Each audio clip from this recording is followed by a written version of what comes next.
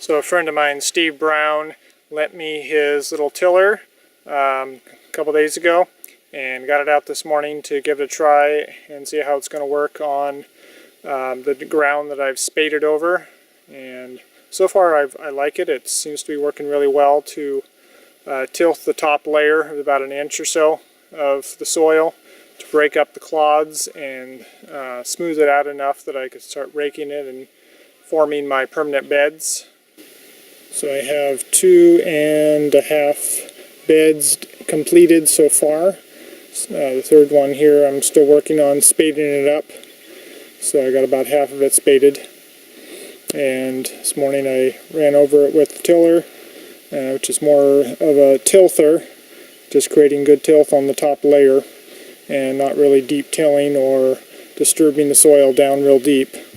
I'm still waiting for a lot of the grass clods to break down, so I'm not in too much of a hurry here to get it all perfect and finished up. As you can see, there's still a lot of grass clumps after I've gone over it here with the tiller that I need to rake out, and also rocks too that I'm smaller rocks. I've gotten some of the bigger ones out, but there's still ones down deep that I'm going to wait on until the sod is broken down a lot more. So this is the first bed here that I've had tarped for a week or so after spading it and raking it down a little bit. So this is the tarp here. It's just a 6 mil black plastic. Works quite well for that. And I'm holding it down with bricks and rocks and whatever else is handy. About every 8 feet or so. And so I've gone over this with the tiller. So I've used my garden rake to rake over it to first get all the rocks out and put those in the wheelbarrow. And then I went back over it again with my leaf rake. This guy here. So it's just about 30 inches. It's probably about 28 inches or so. But it works really well to span the whole full width of the bed and level it off and smooth it out. So I use that to rake back over it to smooth it out and also get all the grass roots and little pieces of grass that are laying on the surface there, anything down the first inch there, clean it out so that they aren't going to be sprouting and germinating. As you can see, there's some root mass and little grass tops there that are still in the soil there that I need to get out. So that would be the next step. When I uncovered it this morning, there was quite a few weed seeds that have already germinated in here. So going over it with the tiller helped get rid of those and then rake over it, of course. So initially, a tiller is a good tool to use to get rid of the weed seeds. A flame weeder would be a good one. I wish I had one. I don't have one right now. But I need to get this broken up a little bit more on the top layer anyway, so tilling was a good method there. I won't be using that once I get the beds established. I'll just use a rake or something to clean out, or a stirrupo is another good tool to use to clean out any weeds as they start to germinate. So this is the small tiller that I was using. It's a Sunho brand. I think they have these like Home Depot and some of the other ones. This is one of the smaller ones. It's a 6.5 amp one. They have them up to, I think, 12 and 13 amps. But this was definitely sufficient for the job I needed to do. I'm not going deep with it. Just kind of using it as a tilther to get the first top layer broken up here. I have about 200 feet of electrical extension cord run out here from my shed all the way over there beyond the trees there. A 100-foot orange one that comes out to the garden edge here, and then another 100-foot green one here that I run inside the garden. And I have about 200 feet of electrical extension cord run out here from my shed all the way over there beyond the trees there. A 100-foot orange one that comes out to the garden edge here, and then another 100-foot green one here that I run inside the garden. And that was So that wasn't a problem at all. It didn't get tangled up really at all. A little bit on the end stakes, but that wasn't a problem to run back and flip it around a few times to get it out of my way. It was definitely, powerful, and I think this one is probably around $130 or so. So it's very economical for a tool for doing this job compared to like the drill operated tilter that a lot of the market gardeners are using, which I think is around $500 or more, maybe even $1,000. It's quite expensive, and then you have to buy the drill along with it, and I'm sure it's not near as powerful as this is. So as long as you're not in a very remote part of your field, or you're not doing a huge area and you can't run enough extension cord out to operate it, this seems like a really good economical option, and something you never have to worry about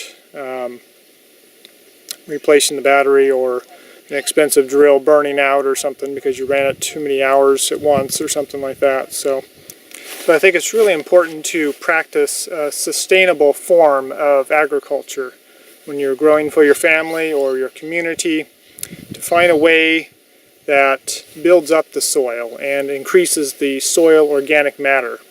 Now, deep tillage, 6 inches or so, the problem with that, doing that every year, is that you're going to create a hard pan, compact the soil below the tillage level, and also it creates, breaks down the soil structure, brings up and buries weed seeds at the same time, so you're constantly having to fight weeds. And another problem is that the soil organic matter percent in the soil because of the tillage, it gets too much air in there, and it actually decreases the soil organic matter. It's very hard to increase it by very much at all. If you're dumping heavy amounts of compost on, you can increase it maybe 1% to 2% a year. But when you want to increase, get up to a high level, maybe 8 or 10% organic matter, it's going to take a long time to get the soil organic matter up to that high if you're doing normal tillage. And I don't know all the details of, if you are tilling and you're dumping on a huge amount of compost. I've heard some lectures from people that have done that, and they say, yeah, we're increasing it maybe 0.5 to 1% a year with tillage, but they're dumping a lot of organic matter at the same time. So if you don't have a resource to dump that much organic matter on there each year, it's better not to till. Another problem with tillage is that you're chopping up a lot of your worms that are beneficial. They're secreting all kinds of chemicals, and just their secretions are very good fertilizer. So that's something that when you till, that's where they like to live, in the top 6 inches, a lot of those good worms. And when you are actively tilling, you're creating vibrations, and they come up to the soil to check out what's going on, and that's when they get killed very easily. So I'm being very careful to just stay in the top 1 inch layer and try to avoid any worms that I see when I'm going over this with the tiller. And like I said, this is more just a one-time quick way to do it. I could also use a garden rake, which I did, but it's a little less effective. It takes a lot more work, and it takes a lot more time. So this is a quick wet method to get the beds smoothed out and broken up on the top layer here. So you also see here, this is my middle area.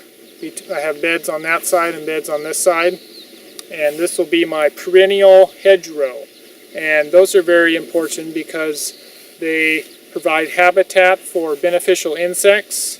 They create areas that bees can come to looking for pollen, looking for flowers to get nectar from. And I have already, this is a Indian plum, it's called, and it's already blooming out here. It's a native bush, and it's a very good one for a hedgerow. And also have my sea berries here. They're already starting to leaf out, and they'll fill in here this area. So I have about 4 feet on either side of the hedgerow of pathway that I can use for wheelbarrows and walking. And then this middle area here is going to be my hedgerow, and that goes down. There's a tree in the middle there, a cascara tree. That'll be leaving there most likely.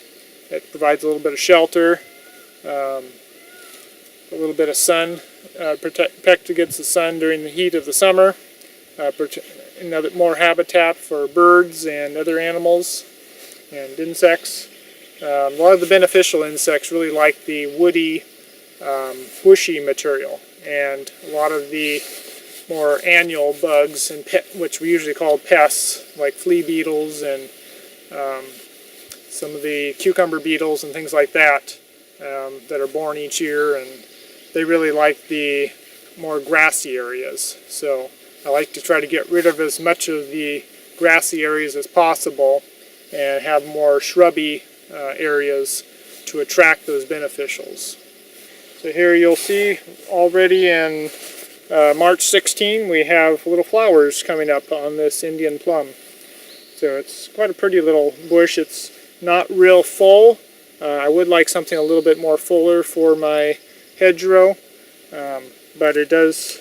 It's very hardy, and it's a native here, so I have them available out in the forest in different areas I can transplant in here, so I don't have to go buy them. So for my potatoes, I'm not going to worry about the grass or the weeds on there. They're going to be covered by maybe up to 1.5 feet of material that's either already broken down or already starting to break down. So that'll smother out and kill the grass over the growing season. Right here I have one of my piles here that I used from last year. It's just a combination of organic matter, rocks, and some bigger chunks of organic matter like sticks. That works really well to cover them in. That's what I grew them in last year. There's material still here available, and I'm kind of building it up over time. So I can tell spring is on the way. My rhubarb here is really starting to take off here in the last week. It was just kind of budding out a week ago, and now it's got some pretty good sized leaves on it. Now's a good time to add some organic matter around it, compost, or I'm also going to put in some biochar that's been soaking in urine, and that'll feed it for a long period of time and also hold nutrients. I've put some of it already in the soil when I planted it, and kind of made this little area in here kind of a test bed, and it's worked out really well. It's done exceptionally well, produced very good rhubarb, and so I'm just going to add a little bit more, mix it in a little bit to the soil, and that will hold nutrients.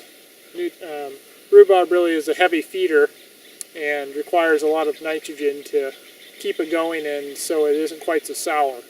I really like to have just a little bit sweeter rhubarb that I can eat raw, or not have, when I cook it up, not have to add any sugar to it. So if you found this video helpful, be sure to subscribe to my YouTube channel or like my Facebook page. Share this video with your friends, and be sure to leave me a comment in the comments area and give me a thumbs up. That helps other people to find my videos and allows me to be able to share these things with you. You can also donate to my ministry if you would like to help me out. I'm not getting any kind of income from this at this point, so that's something you could help me out with by giving me a little donation to help me have the time to produce these videos. Alright, I'll see you on the next one. God bless.